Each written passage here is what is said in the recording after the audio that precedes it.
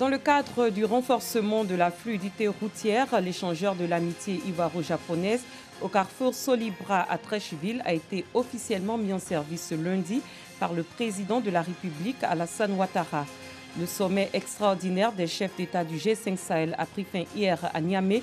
Les participants ont appelé à une plus grande alliance contre le terrorisme. Bonsoir, merci de suivre le 19h.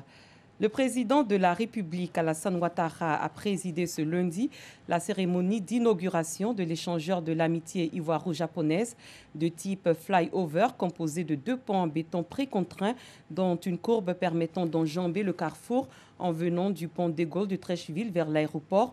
L'échangeur du carrefour Solibra a été financé à hauteur de 32,5 milliards de francs CFA par le biais de la coopération japonaise. Cette infrastructure, dont les travaux ont duré 36 mois, vient améliorer la fluidité du trafic par la décongestion des boulevards Giscard d'Estaing et des Gaules qui connaissent une intersection au niveau du carrefour. Un fonds pour assurer l'autonomisation des femmes, 7 millions de francs CFA ont été débloqués pour financer les petits projets. C'est une action d'un cadre de la région de la Maraoué. Les 10 premières femmes porteuses de projets ont reçu un financement. Léon Brou. Ce n'est pas la grande affluence dans ce commerce d'attiqué au poisson-thon, communément appelé garba, mais déjà pas de place pour les clients. On fait l'effort de s'asseoir tous sur le même banc et puis on finit ensemble à la maison. 3 fois j'étais venu, les gens étaient nombreux, je n'avais pas de place assise. S'il peut agrandir, c'est bon. Voici le tenancier du garba, Ange Stéphane, diplômé et en quête d'emploi. Pour ce chef de famille, l'agrandissement de son commerce est même la voie à l'augmentation de son chiffre d'affaires, mais où trouver les ressources? Vous voyez, là, c'est limité. La toiture, arrivé à un certain moment, vous voyez, c'est la bâche. Tout ça, c'est un problème de moyens. Puisque je suis un débutant, bon, je ne peux que faire avec le peu que j'ai. Soulagement pour Ange Stéphane. Avec le bon qu'il reçoit ici, il va financer l'agrandissement de son commerce. À 9 autres porteurs de projets sont remis des financements compris entre 60 000 et 100 000 francs CFA. Au total, les 10 premiers bénéficiaires du fonds d'aide à l'autonomisation des jeunes et des femmes de Boisflé font à la valeur mensuelle de 600 000 francs, soit 7 200 000 francs CFA par an dès 2020. Son lancement, une occasion pour le créateur de ce fonds de partager sa vision de l'entrepreneuriat. Le travail paye toujours. Si vous travaillez sérieusement, il va sans dire que vous aurez des résultats sérieux.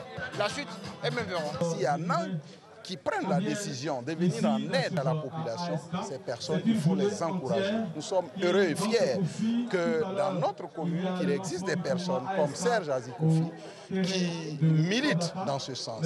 Inciter à l'entrepreneuriat, donc le sens du fonds d'aide à l'autonomisation mis en place par l'opérateur économique Serge Azikofi. Diamant continental du meilleur manager, il offre ce prix récemment glané au Maroc à titre d'encouragement aux populations de Boisflé. Le ministère de l'Emploi et de la Protection sociale a offert du matériel orthopédique d'une valeur de 7 millions de nos francs à des personnes handicapées. Du matériel pour faciliter leur mobilité, leur formation et leurs soins de santé. Bintou Pekeli. 18 paires de béquilles, 14 cannes anglaises, 12 tricycles, 2 machines Perkins pour les étudiants non-voyants de l'école normale supérieure ENS et 100 pots de crème solaire pour les albinos sont les composantes du don du ministère de l'Emploi et de la Protection sociale. Estimés à plus de 7 millions de francs CFA, ils sont destinés à 105 personnes handicapées. Je viens de recevoir un don qui est très capital pour moi, qui est très important pour moi, parce que nous les albinos, notre premier ennemi, c'est le soleil, ce sont les rayons solaires. Alors la crème solaire nous permet de contrecarrer le cancer de la peau. Je ne peux que dire merci à M. le ministre. La machine Perkins représente pour le voyant la machine dactylo. Donc elle permet d'écrire braille, mais plus rapidement que la tablette. Ce don-là va nous permettre d'améliorer la qualité de notre travail et puis de rendre plus efficace les aveugles. On espère plus tard l'année prochaine, à la même édition, si on peut avoir une embaucheuse aussi pour aller plus vite. Je porte que des prothèses, mais ces prothèses sont gâtées. Il ne peut plus marcher avec. Mais déplacer, il faut de nouvelles prothèses. Aujourd'hui, on m'a promis de venir prendre de nouvelles prothèses.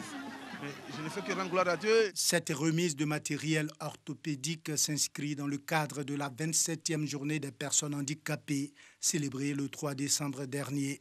Selon le ministre Pascal Kwaku-Abinan, ce don vise à contribuer à la mobilité et à l'autonomisation de la personne handicapée.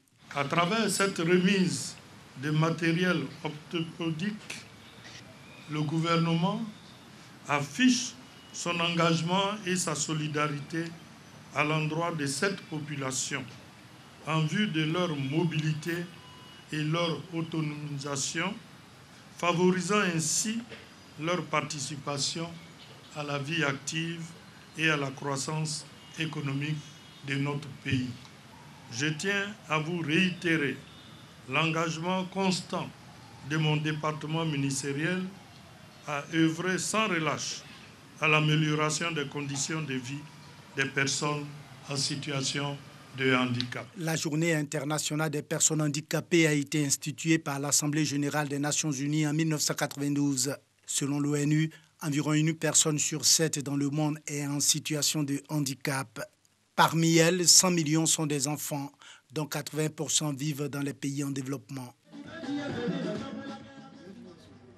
L'université Félix Houphouët-Boigny à Cocody a servi de cadre samedi dernier à un dîner gala de fin de formation. Après 2 années d'instruction, les 199 auditeurs de la fonction publique, catégorie A3 du groupe 4, ont décidé de se retrouver pour une célébration. Rosemonde Kini, Clément Bocou. Les auditeurs de la fonction publique, catégorie A3 du groupe 4 de l'École nationale d'administration, baptisée à l'occasion de ce dîner gala de fin de formation. Ils ont effectué 2 années de formation, dont une à l'école et la deuxième dans une administration publique. Nous avons choisi de faire un dîner gala parce que pour nous, à un dîner gala, on aura un parrain des devanciers de l'administration qui viendront nous donner des conseils quant à notre profil de carrière. Le fonctionnaire stagiaire face aux nouveaux défis de l'administration, le thème de ce dîner gala. Occasion pour le parrain de la 5e promotion des auditeurs de la fonction publique, Jean-François Sonant, d'inviter ses filleuls à appliquer les connaissances reçues dans l'exercice de leurs fonctions. L'administration constitue un maillon essentiel dans le développement de notre pays. Il faut qu'ils apprennent à assumer leurs responsabilités après des décisions qui vont apporter d'énormes avantages à notre pays. Depuis 74 années d'existence, l'École nationale d'administration d'Abidjan a formé de milliers de cadres moyens et supérieurs de l'administration publique ivoirienne qui exercent dans les domaines des finances, des impôts et des douanes ivoiriennes. Parlons concours culinaire, Dabali de Cocody vient de s'achever. Sur les 9 candidates retenues pour la finale, 3 ont retenu l'attention du jury. Doigt de laser. Le foutou à la sauce claire, appelé sauce agou chikechi, en langue aladjan. Ce mets traditionnel qui se cuisine lors des cérémonies de réjouissance est imposé aux 9 candidates finalistes du concours culinaire de Dabali de Cocody. La sauce est faite avec du poisson broché, du gombo, des feuilles appelées mamissou et des aubergines appelées mbokuma. Après la dégustation, les membres du jury vont départager les candidates. Un moment de stress et de crispation qui s'achève par la joie. Le groupe Afedia rafle le premier prix devant les groupes UFEDECO et les ressortissantes du Grand Ouest, déclarés respectivement 2e et 3e du classement du jury. J'avais le Saint-Esprit avec moi. Je remercie Dieu de m'avoir assisté, de m'avoir aidé et d'avoir aidé le groupe Afedia des 2 plateaux à Oulaba. En plus d'être une plateforme de promotion des mets des peuples de Côte d'Ivoire, le concours culinaire Dabali de Cocody est aussi une tribune pour célébrer la cohésion sociale entre les femmes de la commune. Une action fort appréciée par la marraine. Une excellente occasion d'en appeler au rassemblement et à l'unité de toutes les associations de femmes de la commune de Cocody. Le souhait le plus cher, voir toutes les associations de femmes de Cocody se fondre dans une seule fédération commune afin de mieux s'organiser pour mieux bénéficier de l'aide de la mairie de Cocody. Bravo à toutes les participantes. Pour les organisateurs du concours Le Dabali de Cocody, cette première édition qui a battu le record de la mobilisation est la preuve parfaite du vivre ensemble dans la commune. Rassembler les femmes pour cultiver la cohésion, le vivre ensemble. Je tiens à féliciter toutes les associations qui étaient au nombre de 18 Ça n'a pas été facile. Elles ont pris courage et aujourd'hui nous sommes à la finale. Je félicite celle qui a été vainqueur, qui a pris le grand prix. 18 candidates ont participé à cette première édition du concours d'Abali de Cocody. La lauréate a été récompensée avec un lot d'ustensiles de cuisine, un fourneau à gaz et une enveloppe de 100 000 francs CFA. Rendez-vous donc en 2020 pour la deuxième édition. La commune d'Abobo a, elle, vibré samedi dernier au rythme de la deuxième édition du Cross des écoles, un acte 2 marqué par la présence de plusieurs ministres ivoiriens ainsi que des athlètes venus de la France et de certains pays africains. Ce sont des milliers de jeunes venus des différentes communes d'Abidjan, de l'intérieur du pays ainsi que de certains pays frères qui ont pris d'assaut les rues de la commune d'Abobo. Sur le 5 km, il y a eu 2 catégories, les 10-15 ans et les 16-18 ans, tandis que le 10 km était réservé aux 19 ans et plus. Sur le 5 km, au niveau des 10-15 ans, la Côte d'Ivoire remporte les premières places chez les filles et les garçons. Je me sens très à l'aise, c'est ma première course et aussi je suis très fier de moi. Les pays invités par l'OASU n'ont pas fait que participer. Dans la catégorie des 16-18 ans, sur le 5 km, le Bénin et le Niger s'adjugent les premières places, respectivement, chez les garçons et les filles. Bon, c'est une fierté pour moi car je viens représenter mon pays pour la première fois dans cette deuxième édition. Vraiment, c'est une fierté pour moi et le Niger est très fier de moi. Sur les 10 km, c'est l'université Peleforo Gonkoulibaly de Korogo qui remporte la course.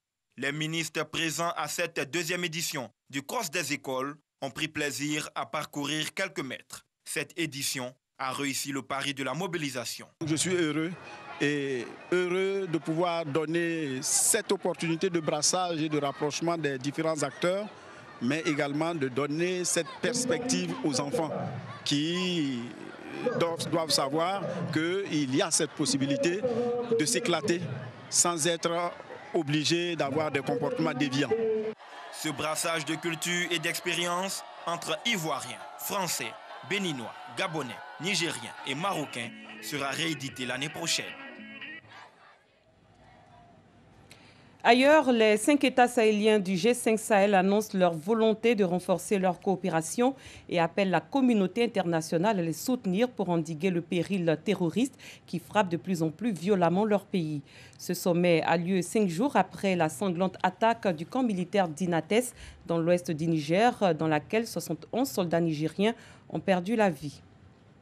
Je vous propose à présent d'écouter à ce sujet le secrétaire permanent du G5 Sahel.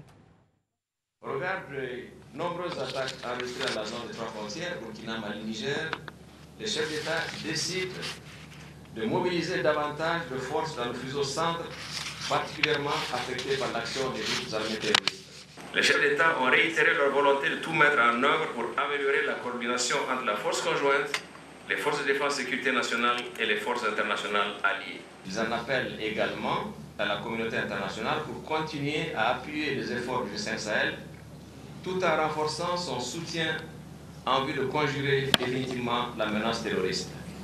Les chefs d'État réitèrent leur appel au Conseil de sécurité des Nations Unies pour examiner favorablement leur requête de placer le mandat de la force conjointe du G5 Sahel sous le chapitre 7 de la Charte des Nations Unies et de renforcer celui de la MINUSMA. L'ex-président malien Amadou Toumani Touré, dit ATT, est rentré définitivement d'exil à Bamako. Accompagné de sa famille, il a été accueilli tard dimanche à l'aéroport, puis à son domicile privé par un millier de partisans. Général à la retraite, élu président en 2002, réélu en 2007, Amadou Toumani Touré avait été renversé le 22 mars 2012 par des militaires qui l'accusaient d'incompétence face à la rébellion dans le nord du pays. En avril 2012, il avait formellement démissionné, puis quitté le Mali pour le Sénégal voisin et Dakar, où il a mené depuis une existence discrète. Le retour de François Bozizé, également Centrafrique, a été confirmé ce lundi, notamment par son fils, le fils de l'ancien président. L'ex-chef de l'État était en exil à l'étranger depuis sa chute en 2013. Il avait alors été renversé par la rébellion Séléka. Théoriquement, François Bozizé est toujours sous sanction des Nations Unies et les compagnies aériennes ont l'interdiction de le transporter par avion vers la Centrafrique. Je voudrais bien vous conduire à présent à Adélaïde, la ville sud-africaine où il n'a pas plu depuis 5 ans dans cette province du Cap oriental, dans le sud-est de la nation arc-en-ciel. On ne sait même plus à quand remontent les dernières vraies averses. Nous y reviendrons avec plus de détails dans nos prochaines éditions. Fin de ce 19h. Merci de votre aimable attention. Très bonne soirée. Je vous retrouve demain.